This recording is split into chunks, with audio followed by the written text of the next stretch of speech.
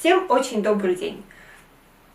Меня зовут Светлана Шестернева, я писатель и журналист с очень большим удовольствием от своей работы. И у меня для вас отличные новости. Я написала книгу, которая называется «Монологи о животных». В ней вы найдете рассказы о национальной гордости Республики Казахстан, о лошадях. Я также расскажу вам о котиках. И очень большая глава моей книги посвящена сотрудникам и жителям Алма-Атинского зоопарка. Вы знали, что книги о зоопарке до сих пор нет? Я тоже не знала, и поэтому мы сейчас с вами войдем в историю нашего города.